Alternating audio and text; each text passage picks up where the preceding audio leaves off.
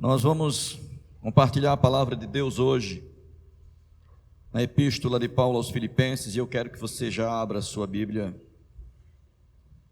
nesse texto do capítulo 1. Vamos juntos pedir que o Senhor nos ensine algo nessa noite, da parte do seu Espírito, que nós possamos encontrar nas Escrituras Sagradas instrução e motivação para nos mantermos na presença de Deus e servir aos seus propósitos, amém? Nós vamos ler, e eu quero convidar você a ler a palavra de Deus de pé.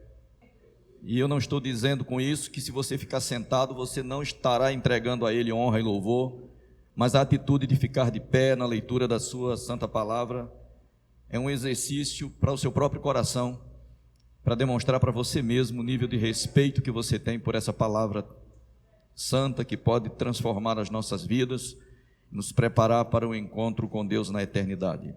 Nós vamos ler do capítulo 1, verso 6, até praticamente o final do capítulo 1.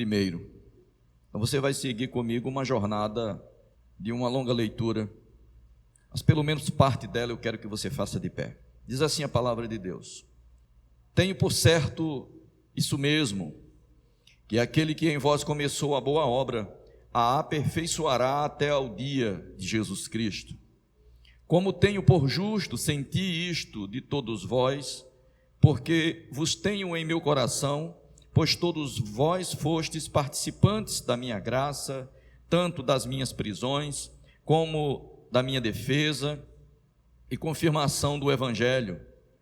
Porque Deus me é testemunha das saudades que de todos vós tenho, em entranhável afeição de Cristo, e peço isto, que a vossa caridade, ou em outras traduções, o vosso amor, aumente mais e mais em ciência e em conhecimento, para que aproveis as coisas excelentes, para que sejais sinceros, sem escândalo algum, até o dia de Cristo, cheios de fruto de justiça, que são por Jesus Cristo, para a glória e louvor de Deus. Preste atenção no que eu estou lendo, agora no verso 12. E quero, irmãos, que saibais que as coisas que me aconteceram contribuíram para maior proveito do Evangelho. De maneira que as minhas prisões em Cristo foram manifestas por toda a guarda pretoriana e por todos os demais lugares. E muitos dos irmãos no Senhor tomaram ânimo com as minhas prisões e ousaram falar a palavra mais confiadamente, sem temor. Verdade é que também alguns pregam Cristo por inveja e porfia, mas outros de boa mente. Uns por amor, sabendo que fui posto para defesa do Evangelho, outros, na verdade, anunciam a Cristo por contenção, não puramente, julgando acrescentar aflições às minhas prisões. Mas o que importa, contanto que Cristo seja anunciado de toda maneira, ou com fingimento, ou em verdade, nisto me regozijo e me regozijarei ainda, porque sei que disto resultará salvação pela vossa oração, pelo socorro do Espírito de Jesus Cristo, segundo a minha intensa expectação e esperança, de que em nada serei confundido, antes com toda confiança, Cristo será, tanto agora como sempre, engrandecido no meu corpo, seja pela vida, seja pela morte. Porque para mim viver é Cristo e morrer é ganho. Mas se viver na carne me der fruto da minha obra, não sei então o que devo escolher. Mas de ambos os lados estou em aperto, tendo desejo de partir e estar com Cristo, porque isto é ainda melhor. Mas julgo mais necessário, por amor de vós, ficar na carne.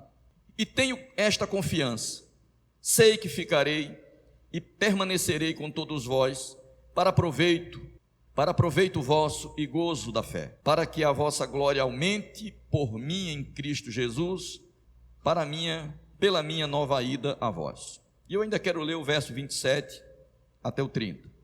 Somente deveis portar-vos dignamente conforme o Evangelho de Cristo, para que, quer vá e vos veja, quer esteja ausente, ouça acerca de vós que estáis no mesmo espírito, combatendo juntamente com o mesmo ânimo pela fé no Evangelho, e nada vos espanteis dos que resistem, o que para eles, na verdade, é indício de perdição, mas para vós de salvação, e isto de Deus, porque a vós vos foi concedido em relação a Cristo, não somente crer nele, mas também padecer por ele, tendo mesmo combate que já em mim tendes visto e agora ouvis que está em mim.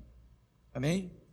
Essa é a leitura que eu quero compartilhar com você hoje. Eu quero expor essa escritura a você, por isso eu quero que você preste atenção ao que eu vou mostrar para você dentro do texto que você já leu. E o texto que eu quero compartilhar com vocês fala de algo que eu queria estabelecer assim, sem nenhuma, sem nenhuma expectativa escondida para ser revelada no futuro. De que é que eu quero falar para você? Porque se eu der para você o tema que eu quero que você se concentre nele, talvez até facilite o seu coração acompanhar as argumentações que eu quero fazer. Eu quero falar para você dos propósitos de Deus na nossa vida. Eu quero falar de uma vida na presença de Deus que sirva aos propósitos de Deus. Porque nós vivemos em um mundo onde a busca de realização, a busca de sucesso, de êxito no que nós fazemos, é o que é perseguido, é o alvo a ser perseguido. E quando nós colocamos a nossa vida nas mãos de Deus, é preciso que a gente entenda que a gente perde o controle da nossa vida. E se você foi atencioso durante o momento que nós estávamos fazendo a leitura, já deve ter percebido que o texto falava disso. Quando você coloca a sua vida nas mãos dele, você perde o controle dela. E ela começa a servir para Deus, para o cumprimento dos seus propósitos. Todos nós fomos feitos para um propósito específico que Deus tem conosco. Todo ser humano que nasce na terra nasce com um propósito de Deus em sua vida. Mas nem todos os seres humanos colocam suas vidas à disposição de Deus para que Deus cumpra neles o propósito que Deus tem originalmente. Nem quando se tornam crentes, eles colocam suas vidas para o cumprimento dos propósitos de Deus. Cada vez mais o Evangelho se expande e as pessoas se convertem, mas se convertem a um Evangelho que não é o Evangelho anunciado por Paulo, anunciado pelos apóstolos, que tem um foco na salvação, que tem um foco na regeneração da alma e na vida eterna. Nós vivemos um período onde o Evangelho que é anunciado trata muito pouco das questões relacionadas com a eternidade. E por essa razão, o propósito de Deus na nossa vida fica de lado e a gente começa a perseguir os nossos próprios projetos e os nossos próprios propósitos. A gente começa a perseguir de maneira cega resultados. Começa a perseguir de maneira cega nossas realizações. E Deus, nesse contexto, só serve para uma coisa, para facilitar nossas realizações, para facilitar as nossas conquistas. E muitas vezes as pessoas abraçam a vida na fé porque se cansaram de perseguir alvos e não ter resultados e escutaram num rádio, numa TV, de alguma maneira, que Deus abençoa, que Deus ajuda e que Deus prospera. E aí se tornam crentes para tentar conseguir no mundo material as realizações que sozinho não conseguiu. Alguns se frustram e outros não, mas esse não é o propósito que Deus tem com a nossa vida. O propósito de Deus para a vida do homem ultrapassa a vida que nós vivemos nessa terra. Quantos creem nisso? Então, se o texto que eu li para você, eu fiz questão de começar no versículo 6, porque o versículo 6 nos mostra uma coisa que a gente precisa, antes de entrar no restante do texto, pensar. Quando eu li no capítulo 1, verso 6, que aquele que em vós começou a boa obra, a aperfeiçoará até o grande dia de Jesus Cristo, a gente precisa partir desse texto para o restante da escritura que nós lemos com uma consciência. Nós somos uma obra inacabada, nós somos uma obra que ainda não foi concluída, nenhum de nós chegou à plenitude do que Deus planejou que chegássemos. Todos nós estamos em um processo de aprimoramento, estamos em um processo de construção. Paulo escreve aos Filipenses, introduzindo a carta, ele coloca esse texto, dando esse alerta, que tem por certo uma coisa, que aquele que em vós começou a boa obra, a aperfeiçoará até o grande dia de Jesus Cristo. Aqueles em quem Jesus tem espaço para trabalhar, são uma obra inacabada, onde Deus, através da sua palavra, através da ministração das Escrituras, através da obra do Espírito Santo, está trabalhando para te tornar uma pessoa completa. Que embora você esteja aí muito bonito, com a roupa bonita, bem alinhado, você é uma obra inacabada. Deus ainda tem muitas coisas para fazer em você. Deus ainda tem um trabalho para concretizar. E essa visão você precisa carregar quando você anda com Deus. Porque senão você se conforma com o degrau que você pisou, com o nível que você já alcançou. E acha que a partir dali você não tem mais nada a oferecer para Deus, para que Deus possa trabalhar em sua vida. Porque a vida do crente é um contínuo processo de Deus trabalhando em nós, para nos tornar as pessoas que Deus deseja que sejamos. E quando nós não conseguimos ser a pessoa que Deus quer que a gente seja, a culpa não é de Deus, a culpa é da nossa falta de entendimento, que Deus precisa ter espaço em nós, para trabalhar em nossas vidas, para tornar-nos a pessoa que Ele deseja que sejamos. Mas eu quero me concentrar na leitura que fiz com vocês, a partir do verso 12, que foi ali que eu pedi para você dar uma certa atenção ao que eu quero falar nessa noite, que é sobre propósitos. O apóstolo Paulo diz: eu quero, irmãos, que saibam que as coisas que me aconteceram contribuíram para maior proveito do Evangelho. Que coisas aconteceram com Paulo que contribuíram para o crescimento do Evangelho? Ele começa a dizer que as minhas prisões em Cristo foram manifestas a toda a guarda pretoriana e por todos os demais lugares. Então, esse pensamento aqui inaugura o que eu quero falar com vocês sobre propósito. O apóstolo Paulo escreveu aos Filipenses estando preso em Roma. Ele estava provavelmente na sua primeira prisão em Roma, por volta do ano 60 ou do ano 62, depois de Cristo, em uma prisão domiciliar. Eu quero que você saibam que no capítulo 28 do livro de Atos dos Apóstolos, a gente vê a chegada de Paulo a Roma. Quando você olha a chegada de Paulo em Roma, a Bíblia diz que ele, depois de naufrágios, depois de percalços, depois de tribulações que a viagem impôs a ele chega a Roma. O texto lá diz assim: Paulo chega em Roma, o centurião entrega os presos ao general e Paulo, ele consente que vá morar por sua conta própria com um soldado que o guardava. Então Paulo está nessa condição de preso em Roma e nessa condição de prisão ele escreve aos Filipenses. Quando Paulo escreve aos Filipenses, ele diz: minhas prisões, elas contribuíram para um maior proveito do Evangelho. Então Paulo diz que a prisão dele serve para melhorar o aproveitamento da pregação do Evangelho. Quando a gente fala em Evangelho para a igreja hoje, a igreja não tem assim talvez o peso do significado que é Paulo declarar para os Filipenses, que o Evangelho ganhou mais aproveitamento quando ele foi preso. Ele escreve uma carta da prisão dizendo: o Evangelho ganhou mais aproveitamento, porque a gente não tem muita noção do que é nem evangelizar hoje, não é? A igreja moderna ela está muito acostumada com festa e pouco acostumada com a comunicação da salvação. A igreja moderna tem mais preocupação com os acontecimentos e festividades internos do que com o seu posicionamento dentro da sociedade para comunicar às pessoas que Jesus Cristo veio resgatá-las da maneira de viver que eles têm, para oferecer a eles uma nova vida agora e no futuro a vida eterna. Esse é o propósito do Evangelho. E quando Paulo escreve aos Filipenses, ele diz: eu quero que vocês saibam que as minhas prisões trouxeram ao Evangelho um maior aproveitamento. Como é que a gente pode pensar? Paulo está dizendo que o Evangelho estava andando num determinado ritmo e as suas prisões trouxeram um up ao Evangelho. O Evangelho estava indo, talvez estivesse ganhando um certo comodismo natural da nossa condição humana, porque o Evangelho foi confiado a nós. E as prisões de Paulo trouxeram um aproveitamento diferente. E ele fala por quê? Dizendo que a guarda pretoriana teve conhecimento de suas prisões. A gente olha a guarda pretoriana sem ter muito conhecimento do que a guarda pretoriana representa, acaba não dando muita atenção a esse texto, mas é bom se saber o que era a guarda pretoriana. Os exércitos romanos, ou o exército romano, naquela época, era o exército mais poderoso do mundo. E o exército romano era composto de soldados, de militares de todos os países que Roma conquistava e transformava em suas províncias.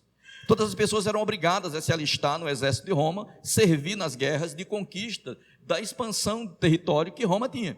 Mas havia no núcleo do exército romano, nos acampamentos, no quartel-general, um lugar que, mesmo sendo militares do exército romano, eles não tinham acesso. Era um lugar chamado pretório.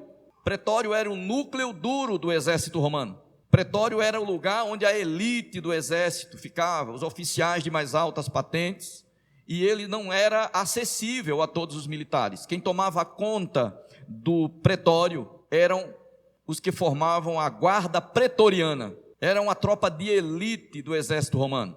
A guarda pretoriana, ela era quem tinha acesso ao palácio de César. Não era todo soldado que tinha acesso ao palácio de César. Era a guarda pretoriana que tinha.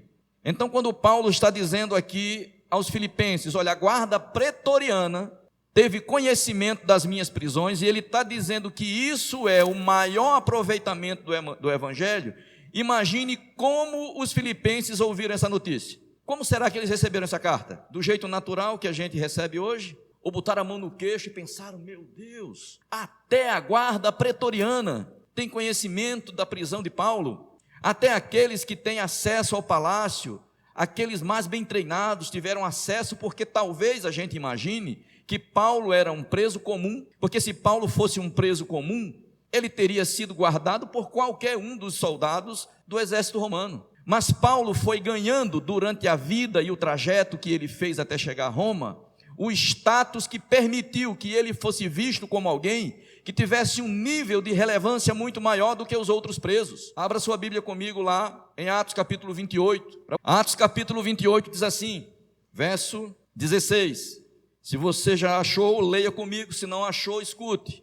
Logo que chegamos a Roma, o centurião entregou os presos ao general do exército, mas Paulo lhe consentiu morar por sua conta com um soldado que lhe guardava. Paulo está preso, mas ele não chegou lá como um preso qualquer. Ele chegou lá depois de uma viagem que aqueles que já leram toda essa história do final do livro de Atos sabem como essa história aconteceu. Paulo estava indo para Roma para fugir da perseguição dos judeus. Ele apela para César, e na condição de prisioneiro de César, ele é escoltado por um centurião romano em uma viagem que virou uma história que teve, uma viagem que teve naufrágio, uma viagem onde ele foi picado por cobra, uma viagem onde ele teve que ficar refugiado numa ilha, e depois dessa jornada, dessa odisseia, dessa viagem, Paulo chega a Roma. E quando Paulo chega a Roma, o centurião que acompanhou a jornada de Paulo toma a decisão de não deixar Paulo junto com os outros presos. O destino de Paulo deveria ser o mesmo, porque todos aqueles presos que vieram com Paulo, eles vinham por uma razão. Eles deveriam ser julgados por César, o imperador romano. Paulo na mesma condição. O que Paulo ganhou foi um destaque pela vida que Paulo demonstrou ter nessa viagem de meses do lado desse centurião. E essa viagem que Paulo faz mostra a história de um homem que podia dar a quem estava em sua volta a segurança que só quem tem o Espírito de Deus pode dar. Nos momentos mais difíceis da viagem, quando os homens que estavam no navio perderam a esperança de viver, Paulo podia dizer, o anjo do Senhor, de quem eu sou e a quem eu sirvo, esteve comigo, e disse que ninguém morrerá. Então aqueles que servem a Deus, eles são uma âncora para as pessoas que estão sem esperança. Você não vai construir uma visão das pessoas a respeito de quem você é, se você não tiver uma vida na presença de Deus. Havia muitos presos naquele navio, inclusive Paulo, mas quando Paulo chega em Roma, ele é um preso tratado de maneira diferente, porque Paulo se identifica como preso do Senhor.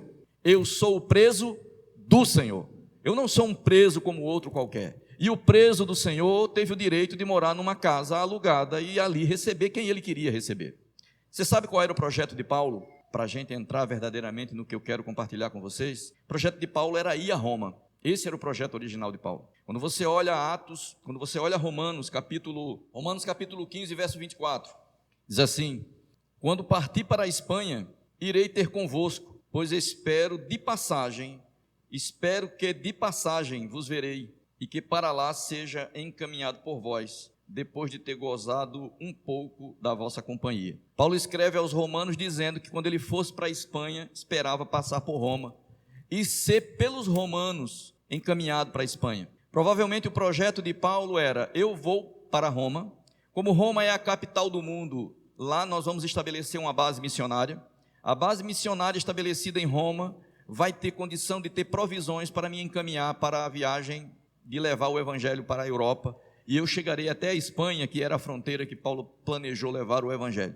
Esse era o projeto original de Paulo. Eu vou para Roma, eu vou passar por aí de viagem, vocês me encaminham para a Espanha, vocês sustentam a minha caminhada para a Espanha, mas no capítulo 1, Paulo falando ainda aos romanos, no capítulo 1, versículo 13, Paulo diz que foi impedido de chegar a Roma. Leia comigo lá, Romanos capítulo 1, versículo 13. Não quero, irmãos, que ignoreis que muitas vezes propus ir ter convosco, mas até agora tenho sido impedido, para também ter entre vós algum fruto, como também entre os demais irmãos. Então Paulo escreve aos romanos que ele já tentou ir a Roma, já planejou de alguma forma chegar em Roma, mas havia impedimentos. E quando Paulo escreve para eles que tinha projetos de ir para a Espanha, ele demonstra que o plano dele, apesar dos impedimentos que tinha, era que em algum momento ele chegaria em Roma, mas chegaria de passagem, porque ele estava de caminho para a Espanha. Como Paulo chegou em Roma?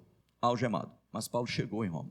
A Bíblia diz que os caminhos do Senhor são muito mais altos do que os nossos caminhos, e os seus pensamentos muito mais elevados do que o nosso pensamento. O que é que eu quero que você entenda?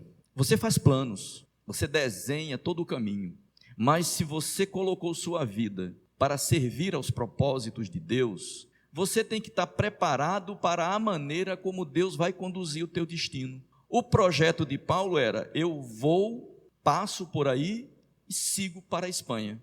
Mas isso nunca aconteceu. Esse era o projeto humano de Paulo, mas esse não foi o fato que ocorreu. Paulo chegou algemado depois de muita tribulação e muito sofrimento. A viagem que levou Paulo até Roma foi uma viagem de muita tribulação e muito sofrimento. E dentro desse caminho de tribulação e sofrimento, Paulo chega e fica preso. E na condição de preso, ele escreve para os filipenses dizendo: minhas prisões têm um propósito. Minhas prisões estão servindo de alguma coisa. Eu estou aqui confinado na minha casa, mas a palavra de Deus, ela está tendo livre curso. Eu estou privado da liberdade, mas o evangelho está ganhando ânimo. Pense comigo uma coisa: como você se sente quando você está sendo frustrado em seus projetos pessoais, quando você não está conseguindo fazer com que nada que você planejou na sua vida aconteça do jeito que você queria? Como é que você se sente com relação ao evangelho? Não está acontecendo nada do jeito que eu queria na minha vida, mas o que é que está acontecendo com a palavra de Deus? Na verdade, para nós é difícil pensar nisso, porque a nossa vida pode não estar no nível da vida de Paulo, toda a serviço do reino de Deus. A nossa vida, na verdade, hoje, vive uma fragmentação de tempo, de pensamento e de espaço entre nosso reino e o reino de Deus. Nós vivemos essa divisão muito clara no nosso dia a dia, e se nós não tomarmos cuidado, nós não temos envolvimento com o reino de Deus, e o propósito de Deus e a palavra de Deus tem pouco sentido para nós. Na verdade, falar para as pessoas sobre propósito de Deus, quando elas não entendem que o propósito de Deus se cumpre na nossa vida, quando nós colocamos nossa vida aos cuidados de Deus, independente do que nós queremos que aconteça, é na verdade chocante, porque as pessoas não querem isso para a vida hoje. Elas querem seu próprio reino, elas querem seus próprios planos, elas querem seu próprio curso.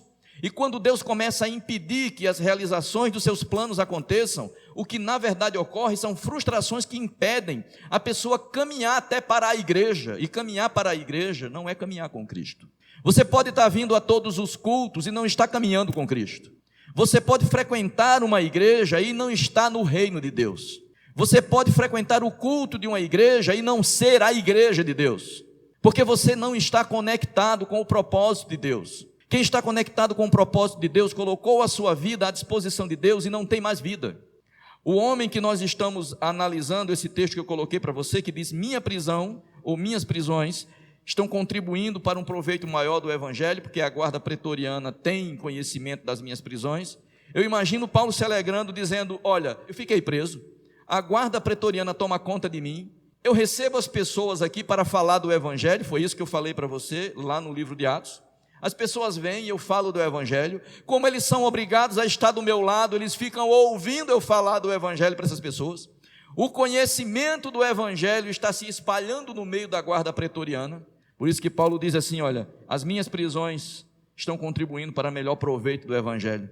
Teu sofrimento, tuas privações e tuas frustrações podem servir de alguma maneira para que a palavra de Deus ganhe mais espaço. Isso se a sua vida servir aos propósitos de Deus. Paulo diz no verso 14: muitos dos irmãos no Senhor, tomando ânimo com as minhas prisões. Como alguém pode ficar feliz, eu fico me perguntando, com a prisão de alguém. Mas o texto do verso 14 diz assim: muitos dos irmãos no Senhor, tomando ânimo com as minhas prisões, ousaram falar da palavra com mais confiança e sem temor. Então Paulo está dando uma demonstração que parece que o evangelho não estava no ritmo que ele esperava que o evangelho tivesse. Mas saber que Paulo tinha sido preso estava dando ânimo a quem estava solto. E muitos dos irmãos que estavam em casa, sabendo que Paulo estava preso e escrevendo cartas e comunicando-se com os irmãos a respeito do evangelho, tomaram ânimo para ter mais ousadia de falar com mais confiança e sem temor sobre o evangelho. Porque naquele tempo era perseguido aquele que falasse de Cristo, como provavelmente em algum tempo do nosso mundo nós seremos. Como em alguns países atualmente já são perseguidos aqueles que falam de Cristo. E nós vivemos uma vida talvez de muito conforto e muita tranquilidade, porque a gente não tem ideia do que é ter desânimo de falar do evangelho por causa do medo de ser preso. Aqui a gente não fala ou não deixa de falar por causa dos mesmos motivos que a igreja primitiva deixava. O evangelho estava perdendo ânimo, estava perdendo a ousadia, mas por causa de um motivo muito claro, era a perseguição severa que era imposta sobre eles. Como é que alguém vai ter ânimo na prisão de alguém? Não era prisão pela prisão, era o que um homem preso deveria estar pensando ou fazendo, e ao contrário do que eles esperavam que um homem preso tivesse, Paulo tinha outro comportamento.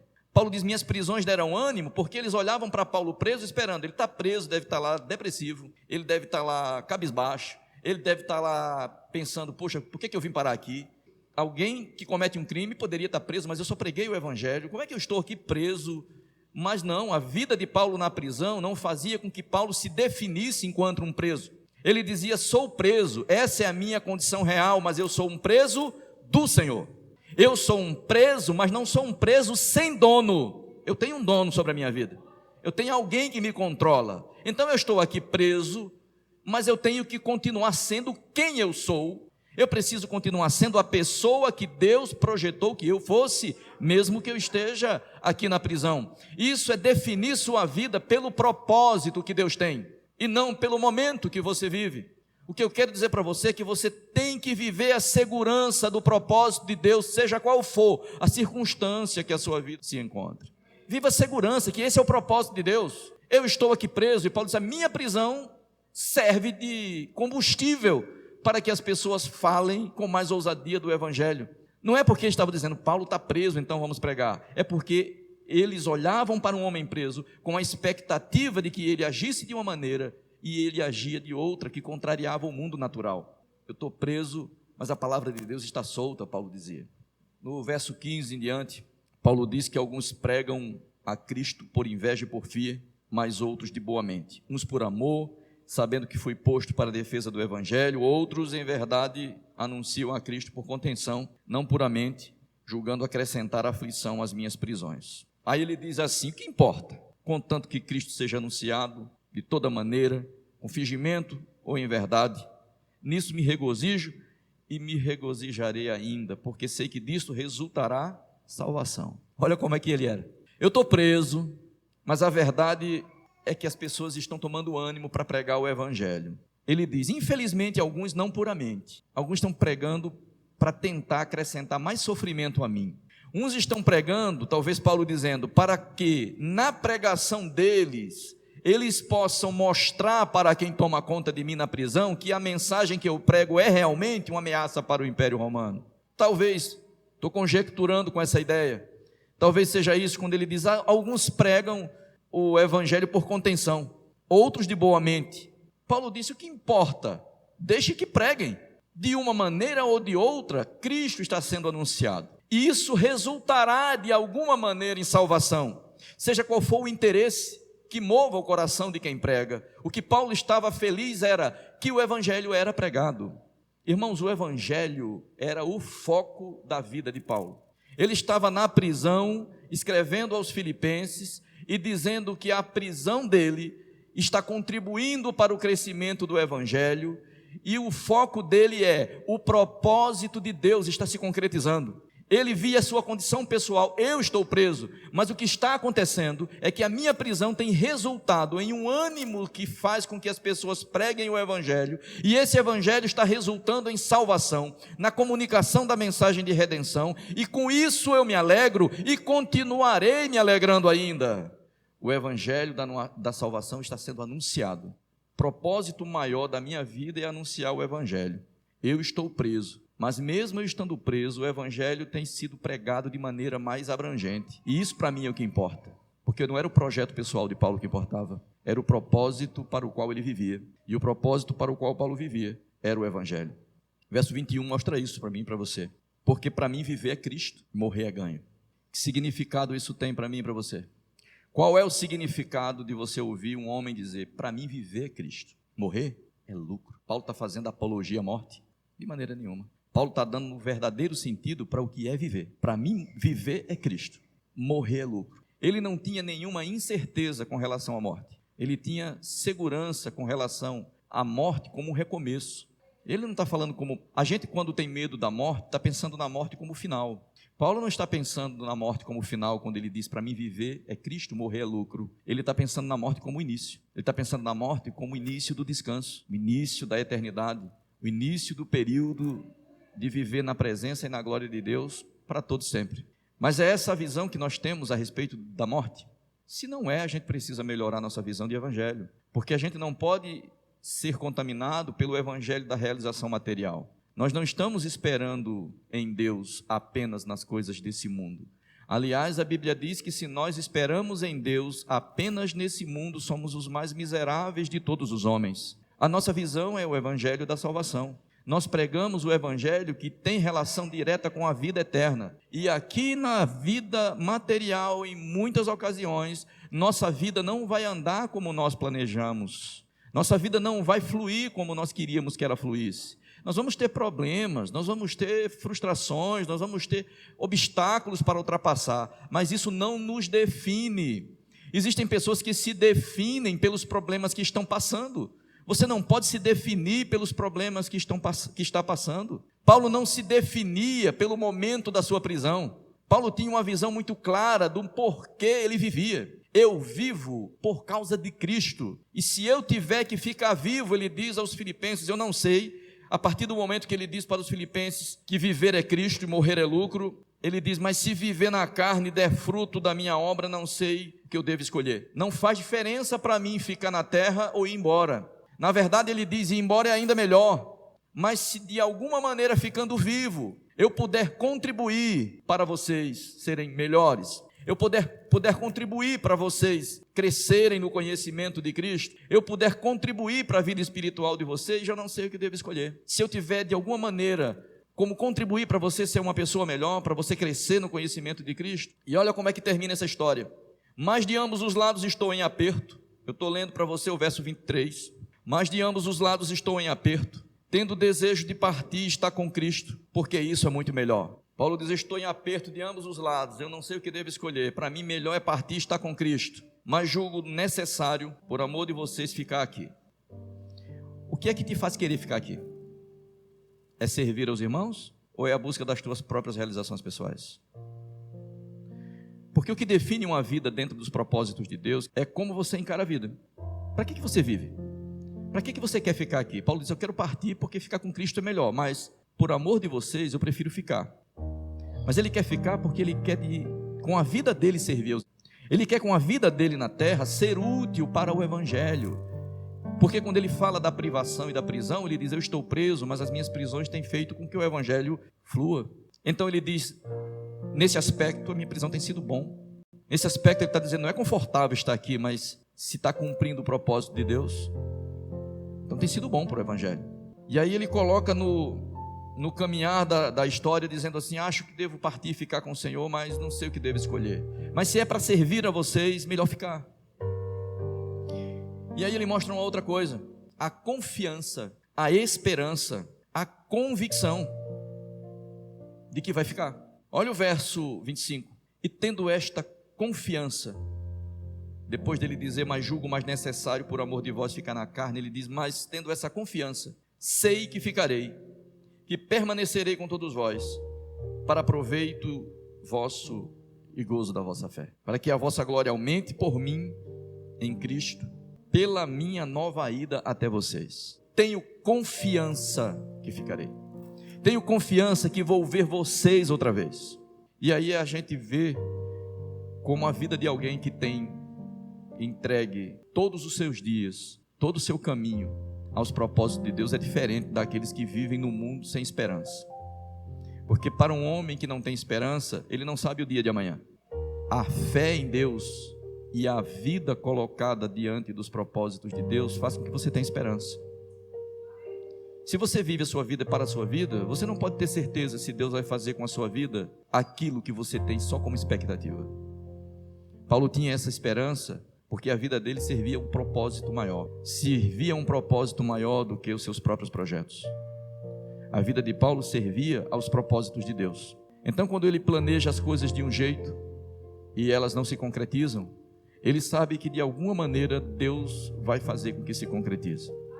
O projeto de Paulo chegar a Roma não foi como ele imaginou que fosse. Ele chegou preso, mas ele cumpriu em Roma o propósito que Deus tinha com a vida dele. O palácio de César, a guarda pretoriana e todos os demais lugares ouviram de um evangelho que salva os homens, que devolve a esperança e a vida, e que fala de um projeto que ultrapassa o mundo material e entra na eternidade. Aqueles homens ouviram e Roma recebeu a mensagem do evangelho. O verso 27 diz assim: somente deveis portar-vos dignamente, conforme o evangelho de Cristo, para que quer vá e vos veja, quer esteja ausente, ouça acerca de vós, que estáis no mesmo espírito, combatendo juntamente, com o mesmo ânimo, pela fé do evangelho. Então a gente tem que guardar hoje o seguinte pensamento: que a nossa vida sirva aos propósitos de Deus, independente de como a gente esteja. Pode ter dias que você não entenda por que sua vida está indo num determinado caminho. Você tem uma decisão, é dizer para Deus: a minha vida é tua, eu sirvo aos teus propósitos, seja o que for que acontecer comigo, que sirva para teu nome ser engrandecido em mim. A vida entregue a Deus e aos seus propósitos é uma vida na confiança de seja qual for o destino que eu tenha, seja vida ou seja morte, tudo isso está no controle do Senhor. Amém? E essa confiança a gente só consegue quando a gente de verdade, não somente pela tradição de ser crente, quando a gente entrega nossa vida ao Senhor, quando a gente entrega o nosso coração a Ele, quando a gente diz: Senhor, seja o que for que aconteça no meu futuro, a minha vida é tua. Porque quando você faz isso, você tem na visão humana a triste experiência de ver que muitos dos seus planos são frustrados, que coisas que você planejava que iam terminar de um jeito, terminam de outro. E quando isso não é na consciência, ou quando isso não acontece na consciência de que está mudando de rota, porque o Senhor resolveu mudar, aí o caminho é sofrimento, dor. Sua vida serve ao propósito do Senhor? Essa é a pergunta que eu quero fazer para você hoje. Porque se sua vida serve aos propósitos de Deus, tudo que acontecer nela será benéfico para você e será benéfico para o reino de Deus. Não, pastor, eu ainda não tenho ideia, eu sou crente há mais de 20 anos, eu não sei se a minha vida tem servido aos propósitos de Deus. Então é hora de você parar e pensar, porque quando a gente serve aos propósitos de Deus, a gente tem segurança de saber que seja qual for o nosso destino, Deus será hoje engrandecido em nossa vida, na nossa vida ou na nossa morte, porque nós colocamos a nossa vida nas mãos do Senhor.